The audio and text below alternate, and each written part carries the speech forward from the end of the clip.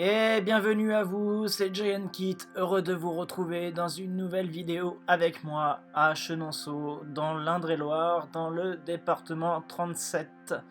Je sais toujours lire, bienvenue en Touraine du coup, et bienvenue à vous. Si jamais vous aimez mon contenu, aimez, likez, partagez, mettez des commentaires. Allez-y, mettez des commentaires, peu importe les commentaires, que ce soit des commentaires très intelligents ou peu intuitifs. Mais mettez quand même des commentaires, voir si l'algorithme de YouTube fait quelque chose. Euh, Après, voyez-vous, c'est l'épisode 3, après l'épisode d'Angers et de Chambord. C'est la suite des châteaux de la Loire et du Val-de-Loire. Mais avant tout, merci de votre soutien. Maintenant, je vous laisse avec le château de Chenonceau, qui date du XVe siècle et qui est sur le Cher. La petite rivière fait environ 370 km à peu près. Je n'ai pas été vérifié, mais ça doit être ça les informations à l'époque, qui étaient transformées et interfèrent avec les éléments d'Internet. Et pour revenir à la vidéo, nous avons l'avant-cour et la tour des Marques devant nous. Une tour vraiment sublime et magnifique. Regardez, il y a des branches, on va pouvoir faire une transition branche. À l'époque, il y a eu du beau monde ici, si on regarde un peu de près et de loin. Il y a eu bien sûr Diane de Poitiers, Catherine de Médicis, à qui on pense tous les jours à midi 6. Bien sûr, c'est de l'humour. Il y a eu d'autres personnes beaucoup plus connues ou moins connues. Il y a Harry Truman qui est venu ici en 1950-55, après la guerre bien sûr. Mais regardez, avant tout, le château est super beau et magnifique. Nous allons avoir une transition porte dans peu de temps. Et regardez bien les détails de la porte qui va apparaître. Il y a différents blasons, différentes qualités de bois, et ça représente tout le passage ici de l'époque à aujourd'hui. C'est sublime. Ici, nous sommes dans le salon Louis XIV avec des différents ornements et des différentes structures et des détails d'architecture qui sont vraiment magnifiques. Regardez ces deux salamandres en haut, à droite et à gauche. C'est magnifique, avec des fleurs de lys.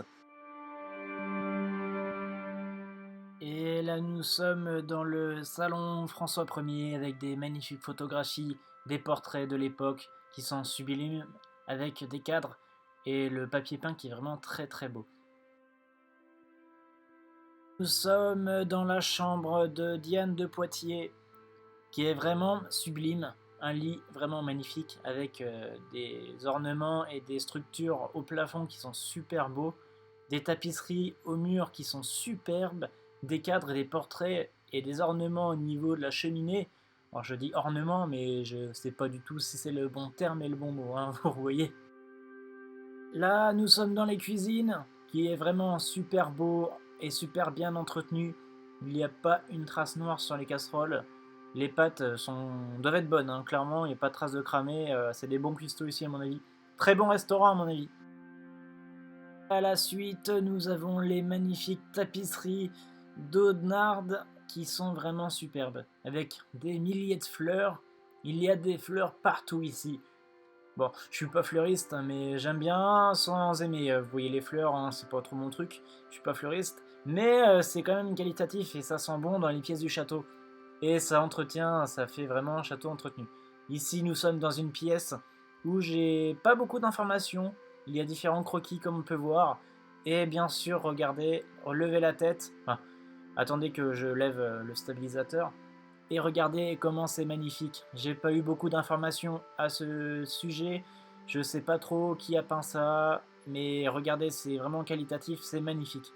Si quelqu'un a les informations, dites-le moi en commentaire. J'ai hâte d'apprendre un truc là. Clairement, ça sera le scoop de l'année et j'ai envie de savoir qui a fait ça.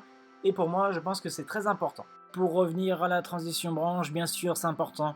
Le château a été sauvé pendant la Révolution. Après, il y a eu des grosses modifications dans le lieu au milieu du 19e siècle et dans ses environs et dans le jardin. Pendant la Première Guerre mondiale, il sert d'hôpital de guerre de début de la guerre de 1914 à la fin de 1918. Bien sûr, après l'armistice, bien sûr, c'est pour soigner tous les blessés. Cependant, pendant la guerre, il a eu moins de chance. En mai 40, il a eu la destruction par l'armée allemande et la destruction par la crue. Il y avait des crues encore à cette époque-là. Malheureusement, la nature s'acharnait contre nous. Et il y a eu des destructions gratuites pendant la guerre, bien sûr. Et ce qui est drôle, le Cher était la ligne de démarcation entre la France libre et la France occupée. Et oui, il a été bombardé par les Américains et les Alliés pendant la fin de la guerre. Et aujourd'hui, le château est visité environ par 800 000 personnes par an. Et par l'expérience que cela m'apporte, c'était un beau château, vraiment sympa. Dommage qu'il faisait pas très beau ce jour-là, mais bon, regardez la suite, peut-être je reviendrai ici dans le futur. Mais bon, suivez-moi dans les autres vidéos. Dans la vidéo du château de la Loire et des vidéos de la Loire à quelque part, à des endroits. Regardez, c'est important. Suivez-moi, partagez, mettez des commentaires et aimez-moi. Mettez des likes. Merci à vous, au revoir.